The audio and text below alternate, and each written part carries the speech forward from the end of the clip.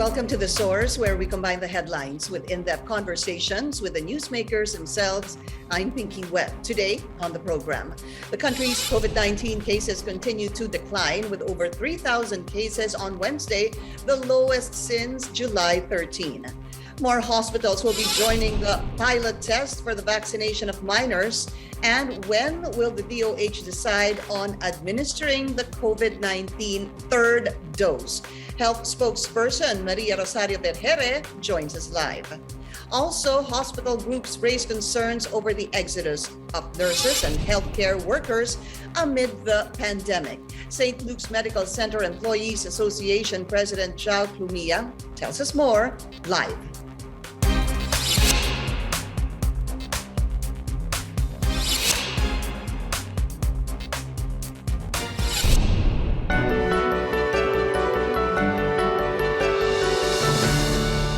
The Private Hospitals Association of the Philippines, or PHAPI, is sounding the alarm over the resignation of nurses and other healthcare workers. The group says that thousands of nurses quit their jobs in recent weeks, either to work abroad or pursue other professions with higher pay. Delays in PhilHealth payment, difficulties in getting their special risk allowances, and low salaries amid high risks contributed to the mass resignation of health workers. Let's go straight to the source of the story. First off, let's talk to St. Luke's Medical Center Employees Association President Jao Clumia. Jao, magandang umaga sa iyo and welcome to the source.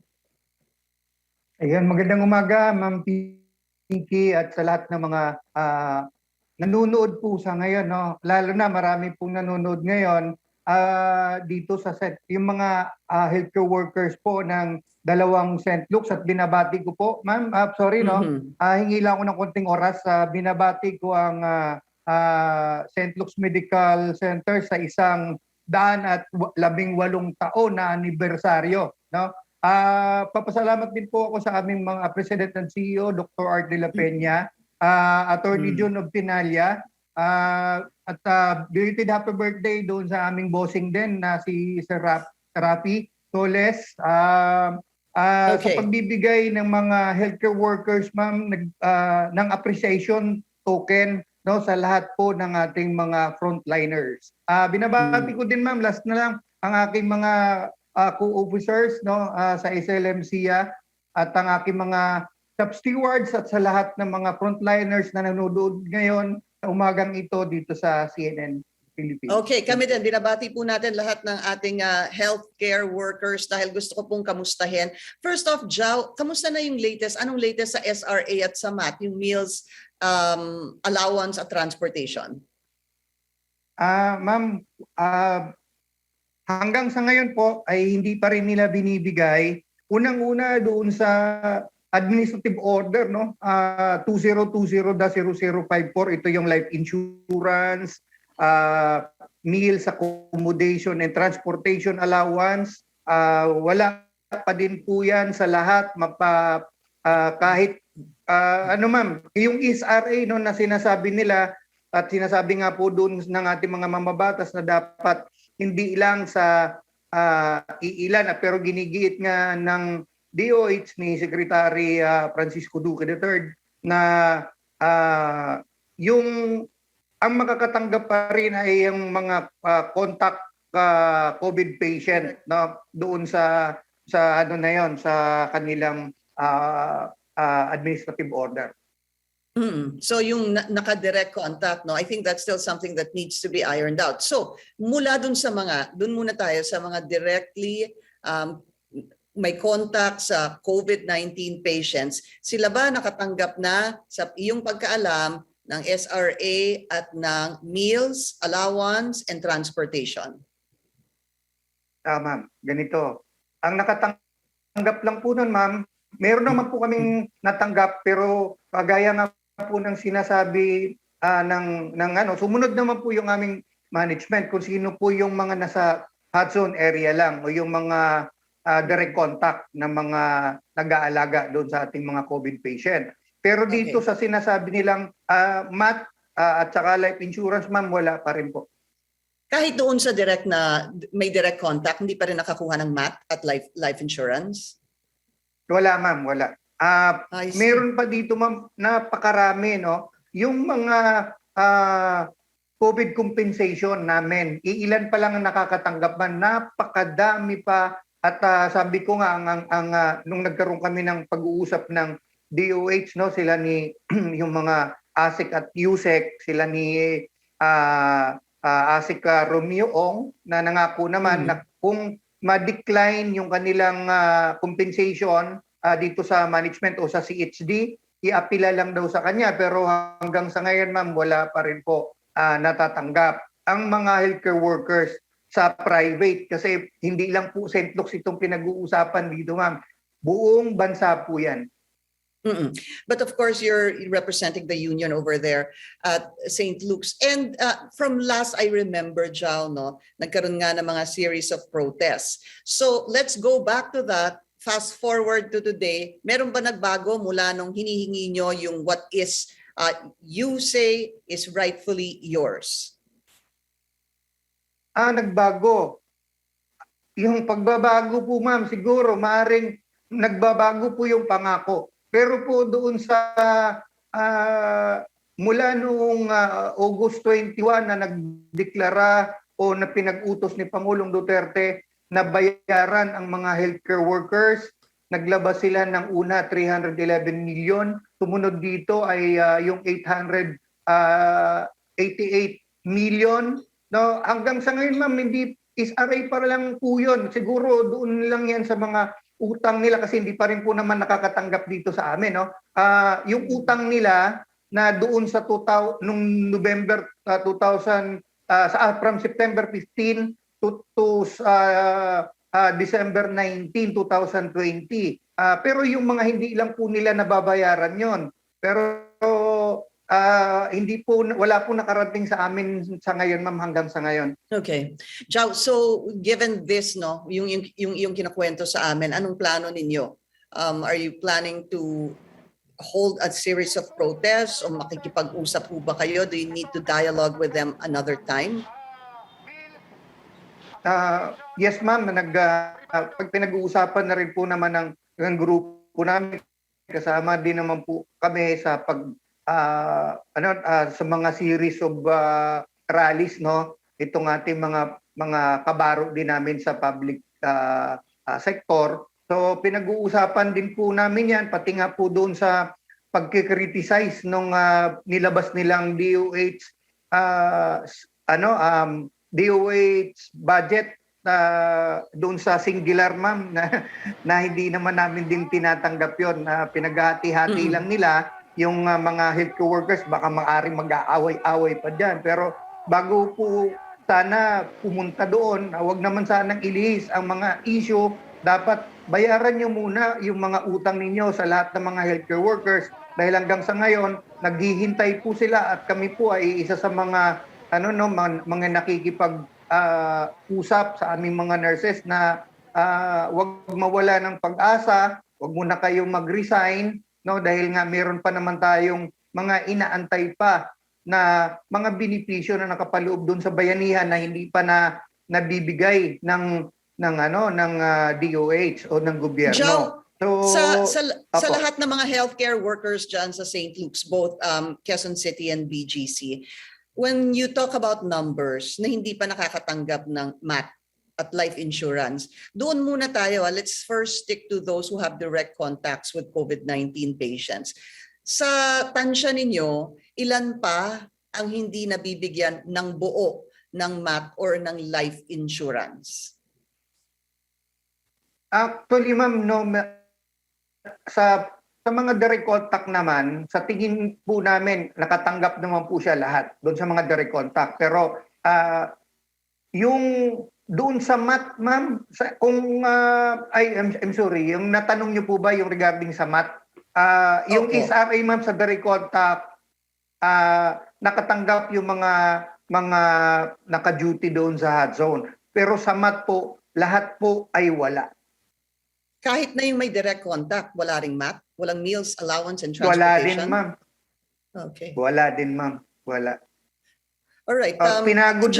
Pinagod lang nila yung management namin eh. Pinag-submit nila ng requirements Pero hanggang sa ngayon po, wala pong dumating. Okay. Jao, we're going to take that up later. I also have Undersecretary Maria Rosario Vergeire after you. Now, just very quickly, I wanted to ask you, meron kasi ako nakitang report kahapon, I read it in the Inquirer, na you were saying that there's a nurse there. Let's make it a very practical na halimbawa. May nurse dyan, 3 taon na, at nag-resign dahil nga pupunta na sa US. But while waiting, sabi mo, for her or his deployment, nabigyan ba siya ng pera habang naghihintay? Is that true? Yes, ma'am. Binigyan pa siya ng... Ang sahod niya doon, ma'am, no? Ayoko na banggitin yung pangalan. Ano na lang natin. 50,000 ang sahod niya dito nung hanggat waiting siya. 50,000 yung salary niya. Pero US based na rin. Tapos meron siyang allowance na 100,000. So talagang walang nurse na o walang Pilipino na hindi maglalaway sa ganung klaseng pasahod. Kasi bibigyan ka pa ng kondo. So ganun po ang ma'am, napakalaki ng hamon sa atin lahat ng sa gobyerno natin. Kasi yan yung dapat kailangan nating pagtuunan ng pansin eh. So, as a last question, Jao, sa inyo, sa St. Luke's BGC at Quezon City, mga ilan nurse na po ang nag-resign for various reasons, whether it be workload, yung iba nga nag-call center na lang, at yung iba ay gusto ngang mag-abroad. More or less, ilan na yung umalis in the past year? Ma'am, dito sa Quezon City, meron kaming data sa union. Union data po ito, ma'am. Updated naman kami, no? Kasi kaya lang hindi natin yung 230 mula nung January 2021, majority dito is nurses. Although kahit ganun ka dami yung mga alam mo, ma'am, sobrang dami ng hindi natin kayang pigilan yung mga nurses na magre-resign. Kahit pa tulong-tulong kami na makipag-usap din sa kanila, na yung management nagbibigay ng mga appreciation token sa kanila, no? Nakikipagtulungan kami diyan na kahit pa paano mabigyan ng may taas yung moral kasi sobrang hirap mag-duty, ma'am, sa nakikita namin yan, sobrang hirap mag-duty sa pero ilan would you say since January, ilan ng mga nurses o pwede mo pang idagdag other healthcare workers ang nag-resign sa dalawang 230. hospital? 230. And sabi mo karamihan dyan ay mga nurses. And this is just in January. Yan, ma'am. Yes, ma'am. I see. St. Luke's QC pa lang yan. All right. Again, sabi ko nga, Jao, I also have Undersecretary Maria Rosario Vergeire on the line. I will be speaking to her after my interview with you. I'll bring up na pag-usapan din natin, Jao. In the meantime, si Jao Clumia ng St. Luke's Employees Association President. Jao, maraming salamat sa iyong oras.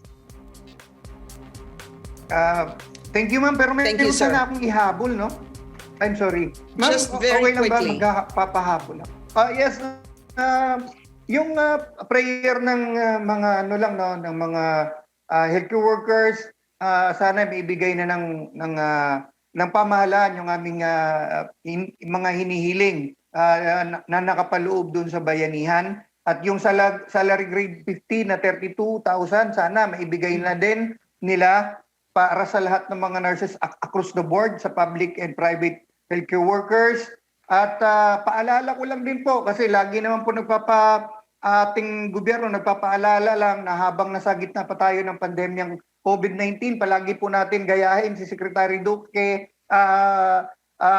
na palaging maghuhugas lagi ng kamay. Maraming salamat po at magandang umaga. Jao, maraming salamat din sa iyo. We will be taking a short break. We'll speak to Health Spokesperson Maria Rosario Vergeire. After the break, we'll be right back. You're watching The Source on CNN Philippines. I'm Pinky Webb. Our guest today, Health Spokesperson Maria Rosario Vergeire. Yusek Vergeire, welcome to The Source, and thank you so much for your time. Let me ask my questioning already, Yusek. So I spoke to Jao Clumia ng St. Luke's, no, of the Employees Association. He was saying that with regards to the MAT, the Meals Allowance and Transportation and Life Insurance of those directly in contact with COVID-19 patients, sabi daw niya, hanggang ngayon daw, hindi pa rin natatanggap. What is your reaction to that, and could this be true? Well, the meals allowance and transportation budget has been requested already from the Department of Budget and Management. We were able to download already funds to our regional offices. Hindi pa lang ho kasi kompleto.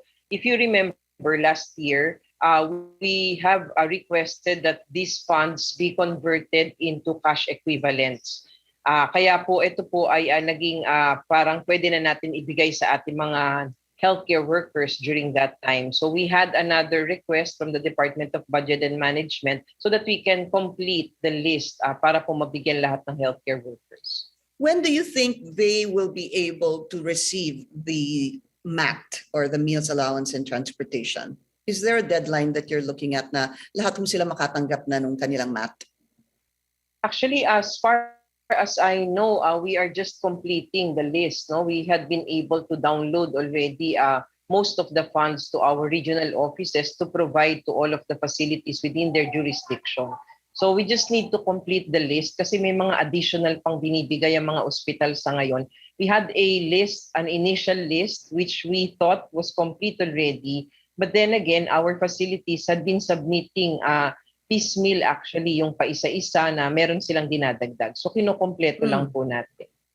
Okay, so at least the funds are there. It's been downloaded, but there are possibly issues such as incomplete, possibly requirements, kaya hindi pa rin po nabibigyan yung iba.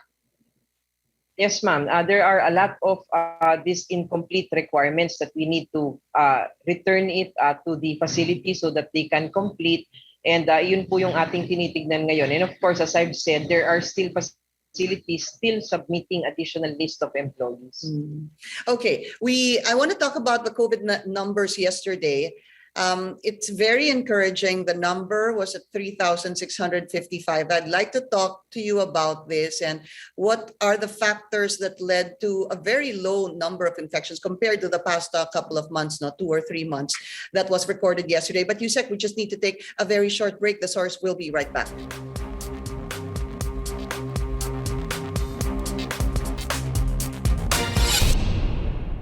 You're watching The Source on CNN Philippines. I'm Pinky Webb. Our guest today, health spokesperson Maria Rosario Vergeire. Yusek has mentioned a while ago before we went on a break, 3,655 cases were recorded yesterday. That's the lowest since July 13. And are we expecting or can we expect the situation to further improve? We are looking at just that, ma'am. No? So kailangan we need to look at a 1-week average because last week we were averaging about 5,000 plus cases per day. Kailangan po makita natin for this week magtutuloy-tuloy yan. We need to also look at the other factors which affects our numbers. So yesterday, the previous day to yesterday, that was Tuesday, I think, we had 4,000 plus cases, and this was attributed to some of the laboratories not reporting because it was a Sunday during yung Tuesday natin. Ngayon, ito pong kahapon, tinitignan natin, kompleto po lahat ng pagkakasubmit. And then if you look at our positivity rate, it's slowly going down also. We are now just at about 11% here in NCR, 17% in 11% in the National Capital Region, and 17% for the national. So pag tinignan din po yung admissions, nakikita natin bumababa din po yung admissions. So hopefully magtuloy-tuloy po, and this is really the start of the decline in the number of cases. That's that is something that is so good to hear. Actually, even when I saw the cases yesterday at 3,655, sabi ko, wow, malaki na nagpapatuloy yung pagbaba. But again, Yusek, let's remind everyone what you said a while ago, that normally and usually kapag Tuesdays or rather Wednesdays, mababa yung kaso dahil nga weekend. ibig sabihin hindi nakapag-test dahil yung ibang mga testing centers ay sarado during weekend. So it's good to find out what the 7-day average would be. But so far, what would you attribute to siguro, are we nearing the end of this Delta variant? Is that what you're seeing? We can't really say that that we can announce that we are nearing the end of the Delta variant, because if we look at our biosurveillance results right now, almost 9 out of 10 of those tested for this genome sequencing are Delta variants already. So this is the predominant variant in the country. What we are seeing right now is an improvement in the PDITR response. You remember we have this pilot in NCR, and we tried to have these granular lockdowns. Alongside with that, we have strengthened the response of local governments. So it has been shown in this pilot implementation that the National Capital Region local governments were able to shorten the time from detection to isolation. In granular lockdown areas, they were able to do 2 days only. They detected, and within 2 days, they were able to isolate the individual who was positive. And across the whole of NCR, it's just 4 days, down from about 7 days at the outset. So pag tinignan ho natin, malaking bagay yan, because we can be able to control transmission if we can improve on these responses. Pero malaking tulong ho kaya, would you say, the number of those vaccinated in NCR? Definitely, ma'am, because we are seeing that the severity of the disease is reduced when you are vaccinated. So pag tinignan ho natin ngayon, most of those admitted, especially those severe and critical, ay mga hindi po bakunado, no? That is a fact. Nakita ho natin yan sa datos natin. Although nakikita natin marami talagang nagkakasakit na fully vaccinated, and that is expected, and we will still expect that in the future. Pero ang pinakamahalaga po para sa atin, we can reduce the number of those having severe diseases, therefore reducing hospitalization and death. Opo. Kumbaga, Yusek, basta't ma-infect ka, which is what is called the breakthrough infection, pero mild lang, definitely mas mabuti yon. Ang pinipigilan talaga natin yung pagdagsa ng mga tao sa ospital who are severe and critical. But there was a warning, wasn't it, from the WHO that a surge could be likely in other areas. Which areas are you looking at that could be possible areas of concern at the moment? Yes, actually, we are closely monitoring regions CAR, Region 2, and Region 9. If you look at our epidemic curve, we will see that these areas had their increase in the number of cases, the peak in the number of their cases later on compared to the National Capital Region and the other areas. So National Capital Region had its peak about September 5 to 11. That's where the most number of cases were reported here in NCR and the other areas. But if you look at regions 2, CAR, and 9, the peak in their cases was September 26. So we are still looking at this because that's why they are still having this increase in cases, full hospitals, because their peak was later on compared to the rest of the country. When yung pong alert level 2 is something that business groups are also pushing. With the numbers that you're seeing so far, the rate of vaccination in NCR, how likely is it that we can downgrade to alert level 2 in Metro Manila? Well, if this number continues to decline, it is very possible that we can be de-escalated in the coming weeks. So hopefully po, all of us will not be complacent. All of us will work together so that we can have that, or we can reach that goal of having alert level 2 in the NCR. It's very important, really, when we have to remind each other that we need to be complacent because we all have a stake in this, no? But Yusek, what is a comfortable number that you're seeing for us to move to alert level 2? If what's a good 7-day average you think that medyo komportable nang magbaba pa to alert level 2? Well, when we had our before the increase in cases last March and April, we were just averaging in NCR less than 500 a day. So I think that will be a comfortable number. Our 7-day moving average currently is 1,156 in the National Capital Region. If we continue on to have this kind of numbers, and it will continuously decline, and then we can again reach that goal. And if that goal will be reached, then we can be de-escalated. But let me just remind everybody, it is not just the numbers that we are looking at. We are also looking at the healthcare utilization. And we are looking at hospitals right now, and we can really see that there is this decline in the admissions. Although our ICUs in some of our hospitals are still more than 70% utilization. Because we have to understand that these severe and critical cases takes longer before they get discharged. It's an average of 21 days or more for severe and critical cases.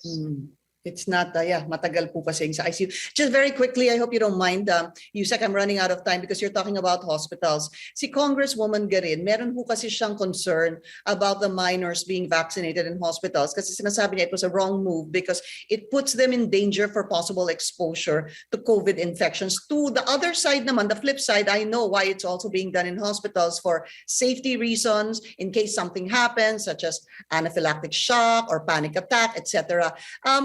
Do you think that nilagay din sa peligro yung mga minors when they are using the hospitals as vaccination centers?